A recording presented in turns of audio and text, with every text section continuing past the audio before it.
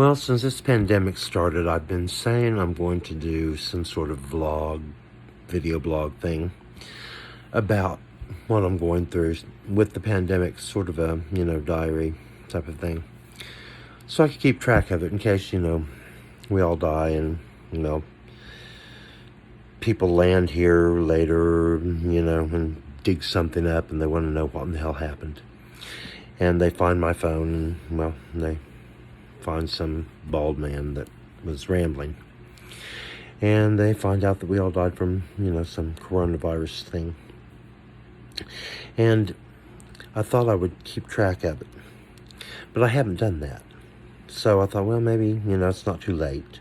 We're only like 2 weeks into this, this self-quarantining thing, stay-at-home thing. So I thought, well, I'll start now. Well, we're not even quite 2 weeks into it. We're like a week and 4 or 5 days into it. So here I am starting to do this. And so I'm doing it late at night on Friday night. It's like now that's after midnight. It's March 28th. And I'm looking at these bags under my eyes, and I'm thinking, God, I need a facelift. I'd do that tape thing, where they tape you back, but I'd have to have hair to do that. And so I'd have to get a wig and then pull myself back up. And that would take a lot of work. God, that'd take a lot of work. And I'm thinking about this. I've lost so much weight because I was so big around that I had a zip code all to myself, which was, really sad because when you get your own zip code, you're awfully fat. But it's made this, God, my neck is drooped now. I look like that rooster, what was his name? Foghorn Leghorn. It's just like some waddle thing. They're going to try to kill me for Thanksgiving, provided there's no turkey disease and all the turkeys die. That'd be terrible. I don't eat meat. So we got to protect the turkeys and myself from being killed for Thanksgiving dinner. Anyway, see what I mean, a ramble. Kelly Clarkson says she can talk a lot. I've been talking long before Kelly. I just can talk endlessly. I talk in my sleep, apparently. That's what people tell me anyway. I don't know because I'm asleep, so I don't know if I talk in my sleep or not. So, anyway, this has been really interesting, to have the world go to hell in a handbasket all just so suddenly. Everything was normal, and then you wake up one morning and it's not. It's like one of those zombie movies, where you see the person go to sleep and they're like not paying any attention to the, TV, and you wonder, how in the hell did they not notice that there's a zombie apocalypse starting to happen out there where they're eating people and all that? And then, they wake up the next morning and all this stuff's blowing up and people are bleeding and heads are blowing off people, and, there's somebody out there, green skin all of a sudden, and they're eating someone's arm. And, it's all happened that suddenly. And it's kind of like that, where I woke up the next day and it was like they're talking about shutting things down. And I mean, we knew that people had this and the things that happened over in Wuhan and in Italy, and you just think it won't happen here. I mean, in Seattle they were having the problems and nothing was closing. I mean, they had to quarantine that nursing home, but you'd think nothing's going to happen on a large scale. Not in the United States, not here. They're not going to shut everything down. Life will go on just as normal. You can't shut down because nothing ever has. The world hasn't stopped.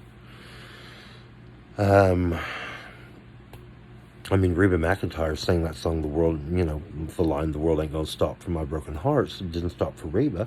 So you think the world isn't going to stop. And you just can't imagine that it's all going to come to a stop, and it did. And what didn't come to an immediate stop came to a kind of a, slam on your brake and you're kind of sliding into it stop. And here we are.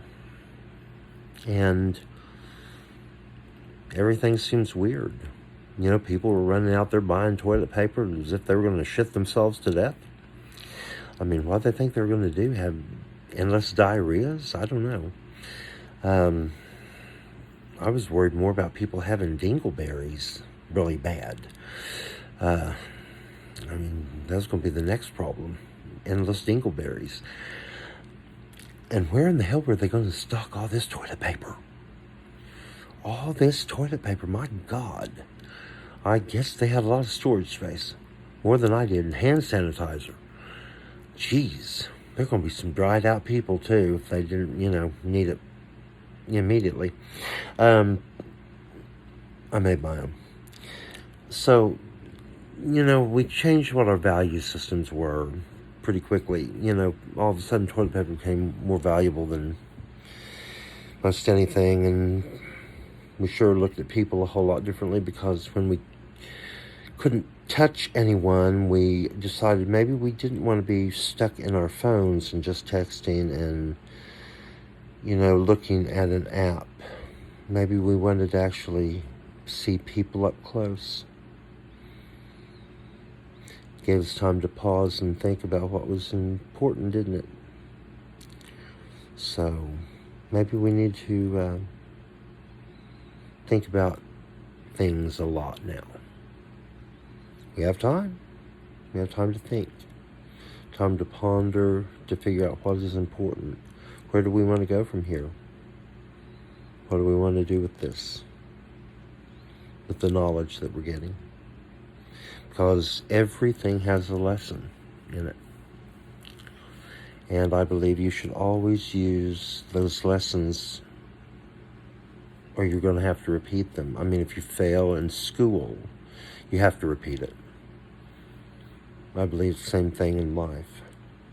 If you don't get it and you don't learn it, you're going to have to repeat it. I don't really want to repeat this, because I think if we had to repeat it, we have electricity, we have running water, we have gas, all of that. Might not be that way the next time. Might be pre-industrial. And I am not good at going out and planting seeds and, baling the cotton and all of that stuff. I'm getting too old for all of that. So, I can't do that. Anyway, a friend of mine passed away back in November, at the end of November. His name was Mark Watkins, and he loved Broadway musicals, and I know he loved the song from Carousel, and it was one that I thought was really appropriate for this time right now. I know he was very spiritual, very involved in his church, and had been involved in his churches for years. Had been musical director at several churches through the years, and he would have had some very interesting things to have said about this time. He could be very irreverent with his humor, which is what was nice sometimes, because it gave you some new perspective and also lightened the load. I would have loved to have heard some of the things he would have said. But this song from Carousel I thought was very appropriate, and both of us used to sing in gay bars, and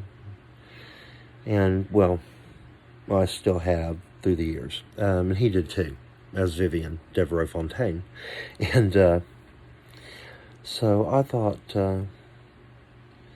I would sing the song. Maybe it will bring someone some comfort somewhere. I don't know. Like I said, I thought it was just appropriate. If you like it, you do. If you don't, well, get some earplugs, some cotton, stick a napkin in your ears. I don't know. Turn it off. Hopefully I'll stay on key. When you walk through a storm, hold your head up high, and don't be afraid of the dark. At the end of the storm is a golden sky, and the sweet silver song of a lark. Walk on through the wind, walk on through the rain, though your dreams be tossed and blown. Walk on,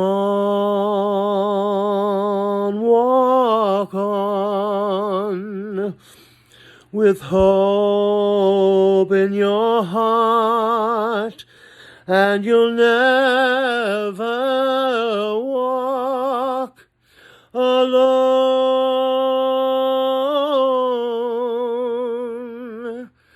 You'll never walk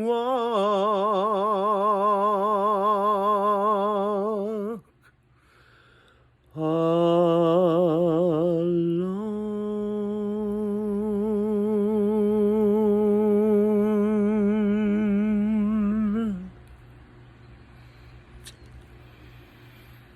Wherever Mark is on the other side somewhere, hope you liked it. And hopefully maybe someone out there will, who maybe feels alone somewhere, isolated in their apartment or house, will think they're not alone too. If you are alone and you're just sitting there, don't isolate. Reach out. Social media, telephones, whatever. Text, message somebody. Don't stay depressed and be isolated. So, be safe, be sane, be well.